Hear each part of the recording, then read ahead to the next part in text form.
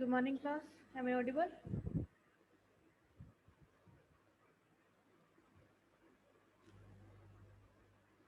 Good morning, ma'am. Yes, I'm audible. Good morning. Okay. Attendance लगवा लो जी 501. Okay 501 से लेके 510 तक कोई है? 502 ma'am. Okay 508 ma'am. 508. Okay 509. 509. Ma'am, 505 and 504 present. 504 and 505. Okay okay 511 से लेके 520 तक कोई है? 511. ओके 519. 519. Okay anyone else? 521 से लेके 30 तक? मैम 21. 521. 523. 23. मैम 25. 25. और 27. 27. और ओके 530 से 31 से लेके 40 तक है कोई? मैम 531. 531.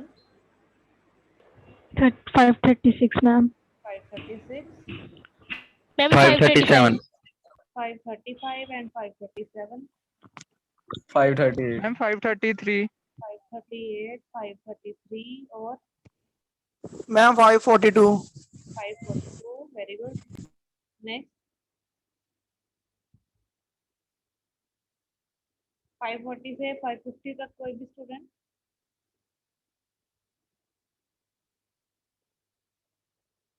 नहीं. 551 से लेके 1510 तक कोई है? मैम 1502. 1502. Okay Ma'am, 1505. 1503. 1505 और ओके 1511 से लेके लास्ट तक कौन कौन से स्टूडेंट हैं? मैम 1520. 1520. ओके और एनीवन एल्स? ओके मैं एक बार अनाउंस कर रही हूँ. रोल नंबर कभी कोई रह गया होगा तो बता देना. ठीक है. 5028945. Then 511 19. 521 23 25 27. 531 35 36 37 38 33. 542. 1502. 1505. 1503. 1520 and 1522. Anyone left? 510 present. 5. 501. 501 and 510. 510. Okay. Yes ma'am. Anyone else? Okay.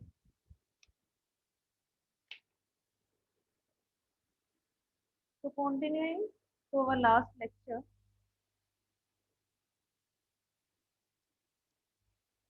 हम लोगों ने लास्ट टाइम कल वाले लेक्चर में अपनी XML की इंट्रोडक्शन पढ़ ली थी. ठीक है. देन हम लोगों ने एक्सटेंसिबल मार्कअप एंड लैंग्वेज का क्या मीनिंग है वो पढ़ा था. फिर हम लोगों ने इसके कुछ इम्पोर्टेंट पॉइंट्स पढ़े थे. ठीक है. ये सारा कुछ हम लोगों ने पढ़ लिया. Now next part is our history of XML. ठीक है जी. हिस्ट्री में हम लोगों ने क्या क्या पढ़ना है वो आज हम क्लियर करेंगे. हिस्ट्री में पहले मैं आप लोगों को पूरी डिटेल्ड हिस्ट्री बताऊंगी. फिर उसमें से कौन सा ब्रीफ पार्ट आप लोगों को याद रखना है वो मैं बता दूंगी. बाकी आप फिलहाल एक स्टोरी के फॉर्म में समझ सकते हो. Excuse me, ma'am. हाँ जी. Ma'am, 532 present, ma'am. 532. ओके जी. ठीक है. हिस्ट्री में सबसे पहले हमारे अगर XML की हिस्ट्री के बारे में मतलब XML कहाँ से आई. इन 1969 XML नाम की कोई चीज़ नहीं थी. उस टाइम पे क्या था ये हमारी जनरलाइज्ड मार्कअप लैंग्वेज थी, ठीक है। ये है क्या, ये बेसिकली एक लैंग्वेज थी जो सभी लैंग्वेजेस के लिए कॉमन यूज की जा सकती थी, बट इसमें कुछ रिस्ट्रिक्शंस थी। इसके लिए हमें उसके कोड या उसके टैग याद करना पड़ता, ठीक है। बट जीएमएल में कुछ और भी फायदे भी थे। क्या फायदे थे, ये हर किसी के साथ कंपेटेबल थी। ये आईबीएम की तरफ से बनाई गई थी। ये 90% आईबीएम डॉक्यूमेंट जो थे वो सारे जीएमएल की हेल्प से ही बनाए जाते थे। मतलब आईबीएम कंपनी जो है उसके 90% टास्क जीएमएल की हेल्प से होते थे। और ये किसने इन्वेंट की है, आप लोगों को इस चीज को याद करना पड़ेगा, इनके नाम एटलीस्ट भी, ठीक है। गोल्डफ्रेब था, मोशर एंड लोरी, 3 बंदे थे आईबीएम के। इन तीनों ने इसे इन्वेंट किया। कब किया? 1969 में किया। इतना याद रखना है बस, ये फर्स्ट वाली लाइन। बाकी आपकी नॉलेज के लिए बताया है कि 90% जो इसके डॉक्यूमेंट्स थे आईबीएम वालों के, वो जीएमएल लैंग्वेज में प्रोड्यूस किए जाते थे। देन जीएमएल की जो भी रिस्ट्रिक्शंस थी कि उसमें कुछ टैग्स एंड टोन हमें याद करना पड़ता था, कोई भी हेल्प बुक नहीं थी, तो उन्होंने क्या किया जी, उन्होंने एसजीएमएल बना दी। तो एसजीएमएल क्या है? Simple generalized markup language. कैसे बनी है? 1980 में सबसे पहले एएनएसआई के अंदर इसका ड्राफ्ट सबमिट किया गया था। ड्राफ्ट सबमिट करना मतलब आप लोगों को शायद पता होगा कि जब भी हम लोगों ने कोई रिसर्च पेपर सबमिट करना है, अगर आप में से किसी के भी घर में किसी ने रिसर्च पेपर कभी बनाया है, तो फिर आपको इतना पता हो कि आप लोगों को जब भी कोई रिसर्च पेपर सबमिट करना है तो उससे पहले आपको उसका साइनॉप्सिस सबमिट करना पड़ता है। साइनॉप्सिस में क्या होता है, आप लोग ब्रीफ डिस्क्रिप्शन बताते हो कि मैंने ये काम करना है अपने रिसर्च में। If you allow then I will continue about my research, ठीक है।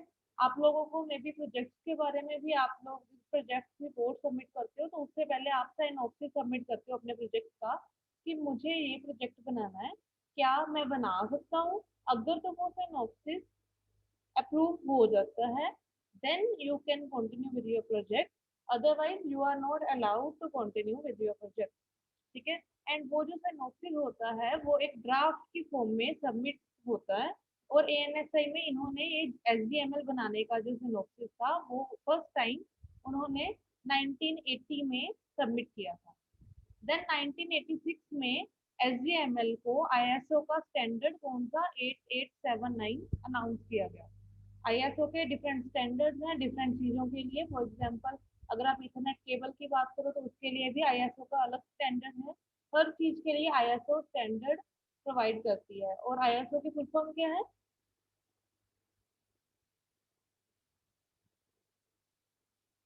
हाँ जी, आईएसओ की फुल फॉर्म क्या है?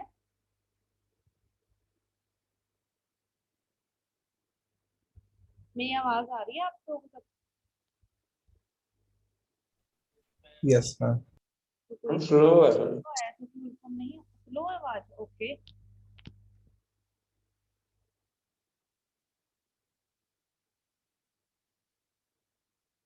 अब ठीक है?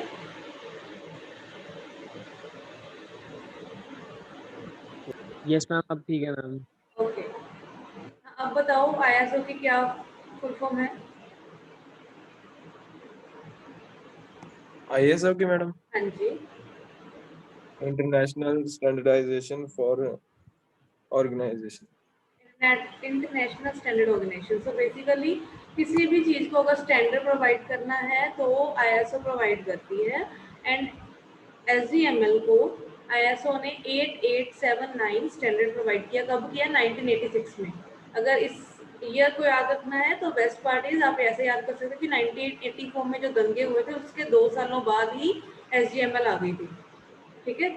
देन मेजर यूजर्स इंक्लूड कौन कौन से थे? यूएस के डीओडी एंड एएपी, ये कंपनीज का नाम है जो यूज करती थी। अगर आप चाहो तो स्किप कर सकते हो, ठीक है।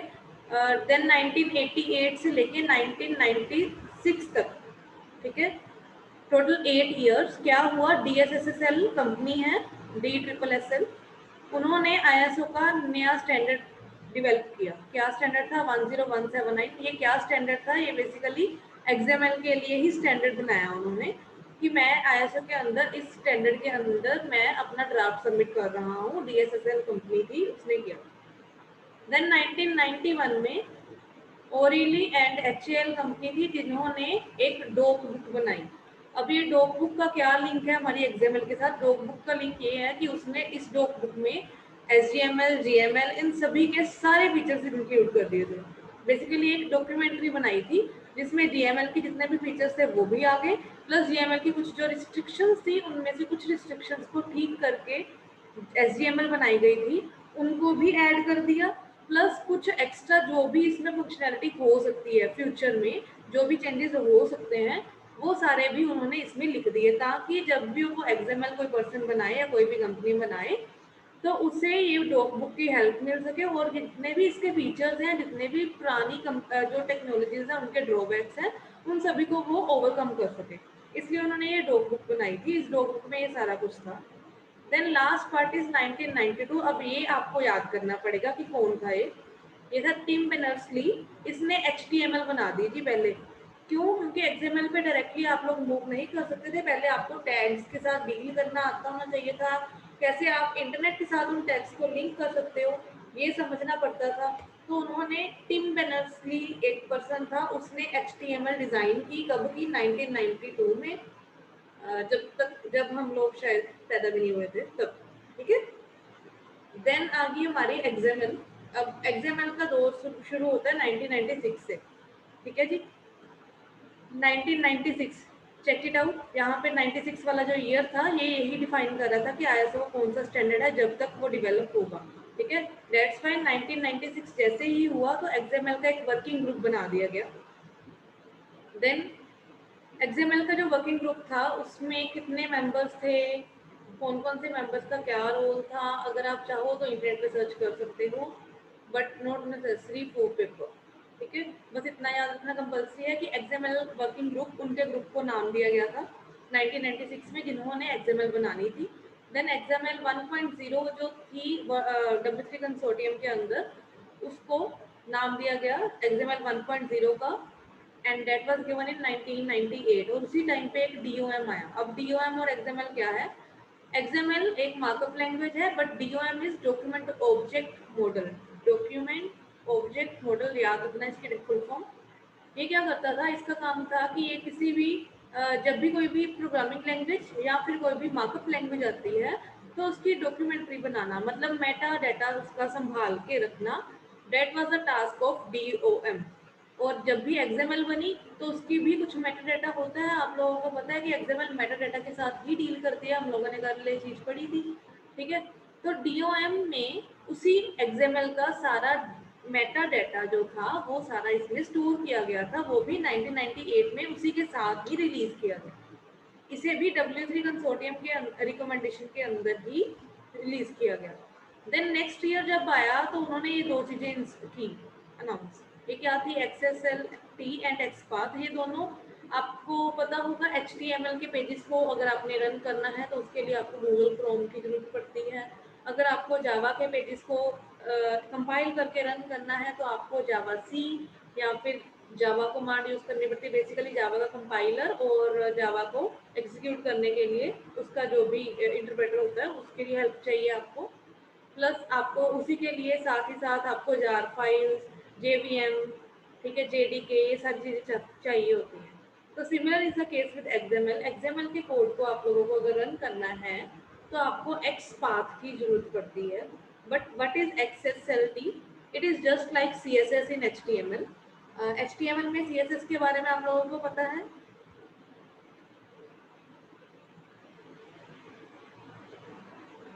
Yes, madam. ओके। तो HTML में जो काम CSS करती है वही काम XSLT XML में करती है। Then XHTML, this was the combined version of XML and HTML that was released in 2000. Then XML schemas आए। अब schemas क्या है? ये वही database वाले schemas जो हमारे database में हम कोई schema create करते हैं, फिर उसमें database create करते हैं, फिर table create करते हैं। तो वो जो schemas थे वही वाले schemas कब बनने शुरू हुए XML में? That was in 2001.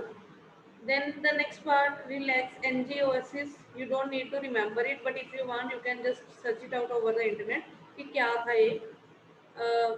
ऐसा बोल सकते हो कि ये बेसिकली XML का एक हायर स्टैंडर्ड उन्होंने रिलीज किया था ISO के अंदर।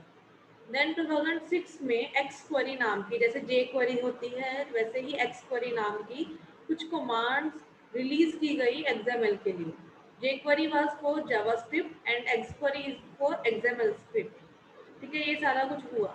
ये थी थोड़ी सी ज़्यादा वाली हिस्ट्री। आपको कितना याद रखना है, डेट इज ओनली दिस। वो मैंने आपको इसलिए बताया, कुछ बच्चे कहते हैं कि नहीं हमें थोड़ी सी इसमें और भी ज़्यादा डिटेल्स में जाना है, हिस्ट्री में जिनको इंटरेस्ट है वो इन चीज़ों को, जो मेन कीवर्ड्स थे वो मैंने यहाँ पे मेंशन किए हैं। इन सभी कीवर्ड्स को आप यूज़ करके उनको इंटरनेट पे सर्च कर सकते हो, आपको इजीली उसकी प्रॉपर हिस्ट्री पता चल जाएगी कैसे बना। बट इफ़ यू वांट कि आप पेपर में कितना लिख सकते हो उसके अकॉर्डिंग अगर मैं बताऊँ तो आपको बस इतना ही याद रखना है। सबसे पहले आई GML, फिर HTML, HTML and then XML। 4 चीज़ें स्टेप बाय स्टेप। GML की फुल फॉर्म क्या है? Generalized markup language, then standard generalized markup language, then hypertext markup language and extensible markup language. इन सभी के ये फुल फॉर्म्स हैं। अब और क्या याद रखना है? जो सबसे पहले वाली थी वो 1960 में आई थी। पूरे 20 साल बाद 1980 में ये आ गई। 20 के बाद 11 सालों बाद जी HTML आ गई। फ्लो कम होता रहा, मतलब डेवलपमेंट के लिए टाइम कम लगता रहा। पहले 20, फिर 11, फिर 7। 20, 11, 7, ये पूरा फ्लो याद रख लो। ठीक है, उसके अकॉर्डिंग आप अपने ईयर्स तक पहुंच जाओगे, कितने कितने साल बाद हुआ। बस ये स्टार्टिंग वाला ईयर याद रखना, 1960। देन लास्ट पार्ट किस किसने बनाई थी? ये 3 बंदे थे, गोल्डफ्रेम, मोशर एंड लोरी। इन तीनों ने GML बनाई।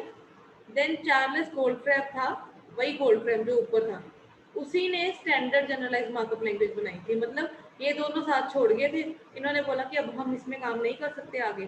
ठीक है, तो इसने बोला कि नहीं मैं तो करूँगा, मेरे पास आइडिया है। तो ये अकेले ने ये सारा काम किया था सारा। देन एक पर्सन था सर टिम बिर्नर्स-ली, उसने हाइपरटेक्स्ट मार्कअप लैंग्वेज बनाई थी। ठीक है, and then last part is XML working group. कितने मेंबर्स थे? 11 मेंबर्स थे। W3 रिकमेंडेशन के अंडर इन्होंने काम किया था और XML को बनाया था। And this is the basic part that you need to remember about XML। इतना याद हो जाएगा। पेपर में हम कई बार पूछ लेते हैं कि explain XML along with its brief history, तो कम से कम इतनी हिस्ट्री आप लोगों को इसकी याद करनी पड़ेगी। बाकी चाहे आप ऊपर वाला स्किप कर सकते हो, अगर हो जाए तो वेल एंड गुड, अगर नहीं होता तो कम से कम इतना जरूर याद कर लेना। Clear? Yes, ma'am. Yes, ma'am. इतना तो हो जाएगा Yes. ना, इससे Yes, कम ma'am. अब कुछ नहीं कर सकते हम। ठीक है, फ्लो याद रखना है, फ्लो नहीं भूलना। कई बार ऐसा भी पूछा जाता है पेपर में कि GML के बाद कौन कौन सी लैंग्वेजेस आई थी वो बताओ, या HTML के बाद कौन कौन सी आई थी वो बताओ। तो उस केस में ऐसा ना हो कि HTML के बाद आप बोल दो जी GML आई थी, ऐसा नहीं होना चाहिए। फ्लो आपको पता होना चाहिए कि कौन कैसे कैसे आया, लाइन वाइज। ठीक है, जनरेशन के बारे में पता होना चाहिए। फर्स्ट जनरेशन थी GML, सेकेंड थी HTML, third HTML and last is XML। यहाँ तक हमारा थ्योरी का पार्ट हो गया खत्म। Now moving Excuse me, to the, ma'am. हाँ जी, मैम अगर ऐसा क्वेश्चन आएगा तो उसमें हम 5 मार्क्स का कैसे बनेगा वो? क्योंकि मैंने ये बताया कि क्वेश्चन जब आएगा तो अकेली हिस्ट्री नहीं पूछी जाएगी। वो ऐसे पूछते हैं कि explain XML along with example. देन उसके बाद साथ ही में उन्होंने क्वेश्चन एक साथ में ऐड किया होता है कि explain the successors of HTML। तो सक्सेसर्स ऑफ HTML कौन से होंगे, प्रीडेसेसर्स ऑफ HTML कौन से होंगे, वो आपको थोड़ा सा याद रखना पड़ेगा। इस Okay, टाइप से पूछ सकते हैं, सक्सेसर्स और प्रीडेसेसर्स। ठीक है, yes, ma'am. Okay. Then next part हमारा प्रैक्टिकल का सेशन। ठीक है, इतनी जो हिस्ट्री थी बस इतनी ही है हमारी, मतलब थ्योरी जो थी वो बस इतनी ही है हमारी। बाकी हमारा जितना भी पार्ट है XML का वो सारा प्रैक्टिकल बेस्ड है। तो थोड़ा सा ध्यान से करना, हम धीरे धीरे करेंगे आराम से। ठीक है जी। सो फर्स्ट पार्ट कैसे दिखती है? सबसे पहले तो ये चीज़, इसमें ये जो भी टैग्स लिखे हुए हैं, ये कोई भी टैग आपको याद नहीं रखना। आप चाहो तो यहाँ पे बिब्लियोग्राफी की जगह कुछ भी लिख सकते हो, बुक की जगह अपना नाम लिख सकते हो, टाइटल की जगह किसी अपने फ्रेंड का नाम लिख सकते हो। ये तो आपको पता है कि ये डाटा होता है, ये आप कुछ भी लिख सकते हो। The only thing that you need to remember is this part, ये सारी लाइन। ठीक है जी। ये लाइन, इस लाइन को हम क्या कहते हैं? ये है हमारी एक्सएमएल की डिक्लेरेशन स्टेटमेंट।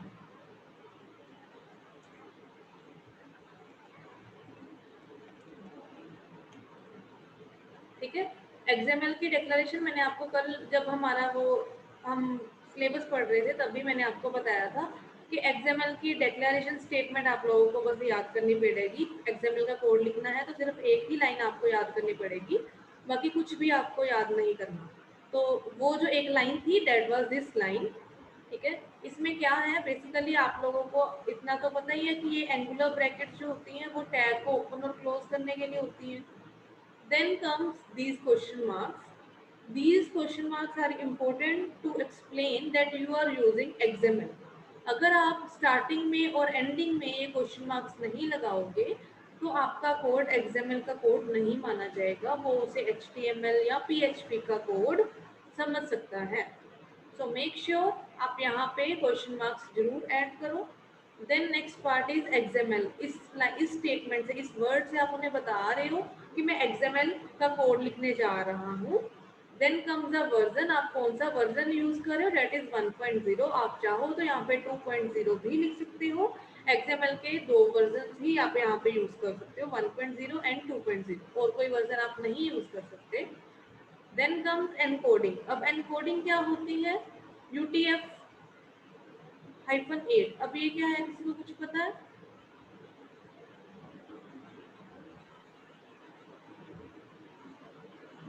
हाँ जी, यस नो, कुछ answer? No ma'am. No, okay. जब भी आप किसी भी न्यू कीबोर्ड को लेते हो, न्यू कीबोर्ड खरीदते हो, तो वहाँ पे वो आपसे पूछता है कि आप कौन सा कीबोर्ड यूज करना चाहते हो, स्टैंडर्ड कीबोर्ड या दूसरा कीबोर्ड कोई और। ठीक है, मोरोवर आपसे ये भी पूछता है कि आप कौन सी लैंग्वेज यूज करना चाहते हो, इंग्लिश कौन से वाली, यूनाइटेड स्टेट्स वाली या किसी और वाली इंग्लिश, या कोई और ही लैंग्वेज आप यूज करना चाहते हो। कोई भी, अगर आप सॉफ्टवेयर भी करो तो उस केस में भी वो आपसे पूछता है। वो पूछने का क्या मतलब है? वो पूछने का मतलब ये है, क्यों? क्योंकि कुछ सॉफ्टवेयर ऐसे होते हैं जिसमें आपकी एक वर्ड का मीनिंग कुछ और होता है। लेट्स इमेजिन अगर मैं बोल दूं कि एबीसी एक वर्ड है, किसी लैंग्वेज में एबीसी का मतलब कुछ और होगा और दूसरी लैंग्वेज में कुछ और होगा। ठीक है, वैसे ही अगर मैं कीबोर्ड्स की बात करूं तो कीबोर्ड्स की फंक्शनैलिटी में हर की का डिफरेंट मीनिंग होगा, डिफरेंट कीबोर्ड स्ट्रक्चर के अकॉर्डिंग, डिफरेंट एनकोडिंग स्टैंडर्ड के अकॉर्डिंग, जो उसे बोलते हैं हम एनकोडिंग स्टैंडर्ड। अगर मैं बोलूँ कि मुझे QWERTY वाला कीबोर्ड ही चाहिए तो QWERTY वाला ही मिलेगा। ऐसा नहीं होगा कि मेरी कीज सारी ABCD, EF ऐसे ही लाइन वाइज होंगी। But if you want you can change the settings of your keyboard और वापस से उसे ABCDE वाला जो नॉर्मल फ्लो वाली ABC होती है वैसा कीबोर्ड भी आप उसे बना सकते हो। मे बी आप लोगों ने कभी कॉलेज में भी देखा होगा, कई बार आप कीबोर्ड से टाइप करते हो तो आपने @ टाइप किया होता है और वहाँ पे डबल कोट्स आ जाते हैं जी। ठीक है, या डबल कोट्स टाइप किए होते हैं, वहाँ पे @ आ जाता है। तो बेसिकली आप लोगों ने कीबोर्ड का एनकोडिंग स्टैंडर्ड चेंज किया होता है उस केस में। तो that encoding standard can be UTF-8। ये UTF-8 क्या बताता है? ये बताता है कि आप अपना जो स्टैंडर्ड कीबोर्ड है वही यूज कर रहे हो, दूसरा कीबोर्ड नहीं यूज कर रहे। If you want you can change its setting to different standards of keyboards. कौन कौन से हो सकते हैं? Just wait, let me just check उसका वर्ड, मैं भूल गई हूँ, जस्ट ए मिनट।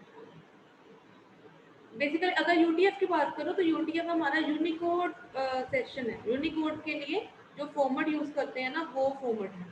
ठीक है, but if I talk about एक और था एनकोडिंग स्टैंडर्ड, जस्ट वेट।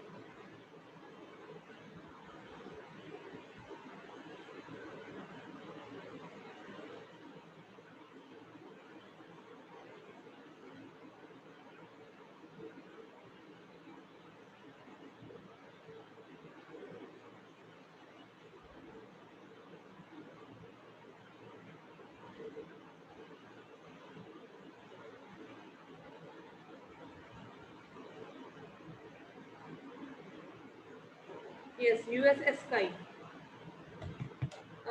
कौन कौन से हो सकते हैं मैं नीचे लिख रही हूँ। ठीक है, 2-3 हैं जो आपको याद करने पड़ सकते हैं इन केस आपको पूछा जाए। वैसे तो आप इग्नोर भी कर सकते हो क्योंकि आपको वैसे ही याद हो जाएंगे। एक तो UTF 8 है, दूसरा UTF 16। 8 is for 8 bit and 16 is for 16 bit, and the one that you need to remember is US-SKY। ये बेसिकली स्काई लैंग्वेज के लिए, स्काई की फुल फॉर्म पता है? अमेरिकन स्टैंडर्ड कुछ करके याद है? मैम अमेरिकन स्टैंडर्ड कोडिंग आगे फॉर मैम आगे इंफॉर्मेशन, पता नहीं फॉर है। इंफॉर्मेशन इंटरचेंज, ठीक है। तो that is also a encoding standard for XML। ये दो ये हो गए, और तीसरा ये UTF 16 और 8 तो इजीली याद हो ही जाते हैं। 16 is for 16 bit and 8 is for 8 bit, but the last one is US-SKY that you need to remember, ठीक है। कुछ जगह पे आपको एनकोडिंग स्टैंडर्ड्स कुछ ऐसे भी मिलेंगे कि ISO का कुछ वर्जन टाइप, ठीक है, ISO समथिंग देन कोड, कुछ भी नंबरिंग हो सकती है आपको, ठीक है। तो वो बेसिकली इन्हीं का सेकेंड नेम है, UTF 8 का, UTF 16 का या US-SKY का। तो घबराना नहीं है, अगर आप इंटरनेट से सर्च कर रहे हो यहाँ पे एनकोडिंग स्टैंडर्ड कुछ और ही आ रहा है, ISO करके कुछ लिखा आ रहा है, तो घबराना नहीं है, यही समझ लेना है कि वो UTF का ही है, ठीक है। हम लोग नंबर्स याद नहीं करने वाले, हमें ना ही इसकी नीड है, ना ही आपको डायरेक्टली कोई पूछने वाला है कि UTF के साथ की एनकोडिंग स्टैंडर्ड कौन कौन से हो सकते हैं, कोई नहीं पूछेगा आपसे। सो आप लोगों को याद नहीं करने की जरूरत, बट यस आपको कम से कम एक याद होना चाहिए। तो UTF ही याद कर लो तो दैट इज बेस्ट। क्यों? क्योंकि हम मोस्टली यही यूज करते हैं और हमने अपने कोड में भी यही यूज करना है, ठीक है। Then next comes these tags। अब इन टैग्स के लिए कुछ रूल्स हैं। Number 1 rule is her tag के लिए एक क्लोजिंग टैग होना कंपल्सरी है। हर ओपनिंग टैग के लिए एक क्लोजिंग टैग होना कंपल्सरी है, ठीक है जी। आप चेक कर सकते हो, हर ओपनिंग टैग के लिए एक क्लोजिंग टैग है एक्सेप्ट दिस XML, ठीक है। इसको छोड़ के बाकी जितने भी नीचे टैग्स होंगे सभी टैग्स के लिए एक क्लोजिंग टैग होगा, first rule. Second rule is जो टैग्स जिस फ्लो में खुल रहे हैं उसी फ्लो में बंद भी होने चाहिए। मतलब सबसे पहले बिब्लियोग्राफी खुला, उसके अंदर बुक ऐड कर दिया, फिर टाइटल ऐड कर दिया। तो अगर मैं कहूँ कि मैं पहले बिब्लियोग्राफी को बंद कर देती हूँ जी, like if we want to say, आप ऐसा बोल सकते हो कि पहले जी मैंने A नाम का टैग ओपन किया, उसके अंदर मैंने B नाम का टैग ओपन कर दिया, देन उसके अंदर मैंने C नाम का टैग ओपन कर दिया। तो अब अगर क्लोजिंग की बारी आएगी तो जैसे जैसे खुल रहे हैं वैसे वैसे बंद होने चाहिए। मतलब क्या है उसका कि रिवर्स ऑर्डर में बंद होने चाहिए। क्यों? क्योंकि जो चीज अंदर अंदर है उसे अंदर ही बंद करना है, बाहर नहीं बंद करना। मतलब पहले C को बंद करेंगे, फिर हम B को बंद करेंगे, फिर हम A को बंद करेंगे, ठीक है। क्यों? क्योंकि B के अंदर थे हमारे दोनों C, देन A के अंदर थे हमारे ये सारे, देन A खुद अपना एक अलग से टैग था, ठीक है। तो आप ऐसा भी बोल सकते हो कि precedence of opening tags must be reverse of the closing tags. मतलब जो जैसे जैसे टैग्स खुल रहे हैं उसके रिवर्स ऑर्डर में बंद होने चाहिए, बट फ्लो उनका सेम होना चाहिए, ताकि जो जिसके अंदर है वो उसके अंदर ही रहे, उसे बाहर आके बंद ना करना पड़े, ठीक है। सिमिलरली अगर प्रोग्रामिंग लैंग्वेजेस की बात करो तो हम करली ब्रेसेस ओपन करते थे, करली ब्रेसेस बंद करते थे। तो जब आप नेस्टेड लूप्स में जाते थे तो जैसे जैसे आप नेस्ट करते थे वैसे वैसे उसी लूप को बंद करके फिर बाहर वाली लूप को बंद करते थे। तो similar is the case with this. Next rule is जो भी टैग होगा, आप ऐसा बोल सकते हो कि कुछ टैग्स ऐसे होंगे जिनको आपको बंद नहीं करना पड़ता। तो उन टैग्स के लिए आपको यहाँ पे अभी कोई एग्जांपल यहाँ पे नहीं लिखी, लेट्स इमेजिन यहाँ पे कोई एग्जांपल मैं ऐड कर देती हूँ। लाइक मैंने एक टैग ऐड कर दिया यहाँ पे न्यू, दैट टैग इज क्या नाम रख सकते हैं बुक के लिए, और कुछ सब्जेक्ट रख सकते हैं, ठीक है जी।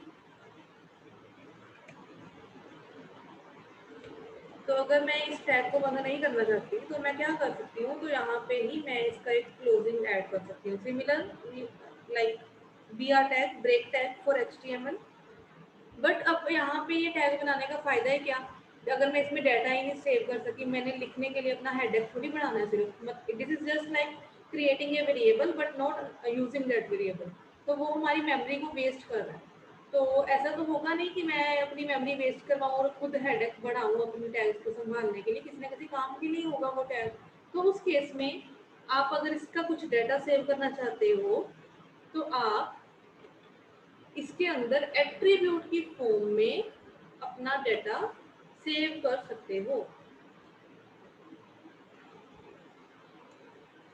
ठीक है, this is attribute, name attribute है, उसकी वैल्यू क्या है wd_php, और ये एट्रीब्यूट एक ऐसे टैग का पार्ट है जो टैग एम्प्टी है, इसे हम एम्प्टी टैग के नाम से जानते हैं।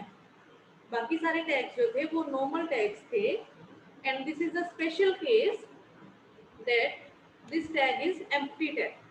ठीक है, ये टैग जो है वो एम्प्टी टैग है।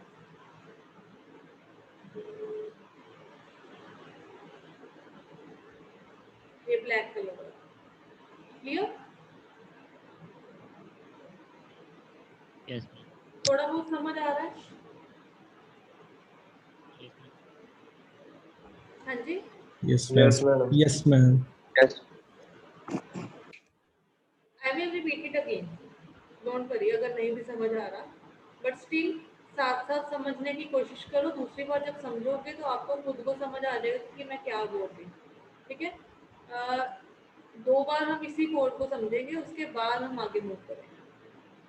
ठीक है, ओके। अभी ये हो गया हमारा ma'am empty XML tag. File design के लिए यूज होती है। डिजाइन के लिए नहीं यूज होती, ये बैकएंड में कैसे वर्क करेगी वो है, ये बैकएंड वाला आउटपुट है। ये बेसिकली आपको बताया कि अगर ऐसा डाटा सेव करना है तो कैसे उसका एक्सएमएल कोड बनेगा। मतलब ये हमारे पास, लेट्स इमेजिन ये मेरे पास MySQL डेटाबेस का डाटा बट है। मैम ठीक है, इसमें टेबल टैग तो कहीं लगा नहीं है। वही तो इसका बेनिफिट है। XML में हम इनबिल्ट टैग्स नहीं यूज करते, हम प्री डिफाइंड टैग्स नहीं यूज करते, हम खुद टैग्स बनाते हैं। तो that's why we are not bound कि हम लोग जितने टैग्स इसके अंदर बनाए हैं उतने ही अगले टैग के अंदर भी बनेंगे, आप उससे ज़्यादा या कम कर सकते हो। लेट्स इमेजिन यहाँ पे मैंने 1980 वाला डाटा नहीं सेव कर, अच्छा छोड़ो, ये 1973 वाला है ना, तो लेट्स इमेजिन मैंने ये नहीं सेव करना है, यहाँ पे खाली छोड़ना है, तो आई एम नॉट बाउंड कि मैं इस टैग को यहाँ पे ऐड करूँ, I can just delete it.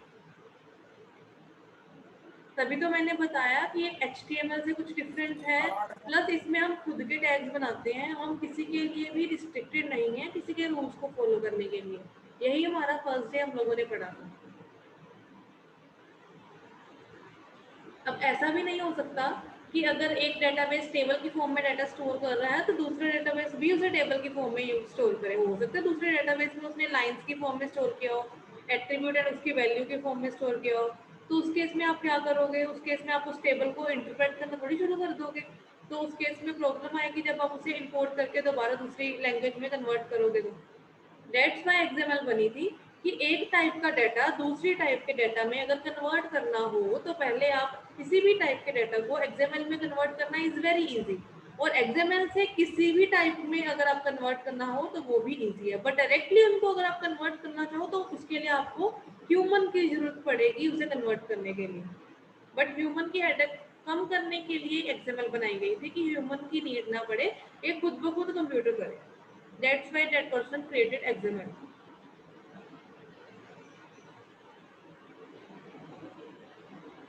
ठीक है, मैम एक्सएमएल का अपना डाटाबेस है। XML अपना डाटाबेस है मैम इंटरनल। नहीं, इसका कोई डेटाबेस नहीं है, ये एक स्टैंडर्ड है। तुम ये डाटा कहाँ स्टोर कराता है? डाटा स्टोर नहीं करता, इसका एक फॉर्मेट होता है, आपके कंप्यूटर में होती है ये। बेसिकली आप ऐसा बोल सकते हैं कि आपके कंपाइलर में होती है कंप्यूटर के। ठीक है, जब भी आप उसे कन्वर्ट, मतलब इट्स जस्ट लाइक, आप वैसा बोल सकते हो कि जावा का कंपाइलर, आपको पता है JDK, जावा के साथ आप फेमिलियर हो ना?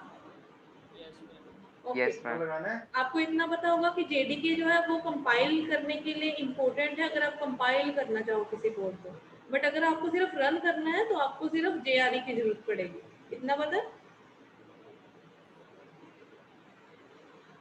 Yes, ma'am. ओके। अब मैं आपसे पूछती हूँ कि जेडीके अपना डाटा कहाँ पे स्टोर करता है जी? जेडीके कंपाइल्ड कोड को कहाँ पे स्टोर करता है? वो अपने पास तो नहीं रखता?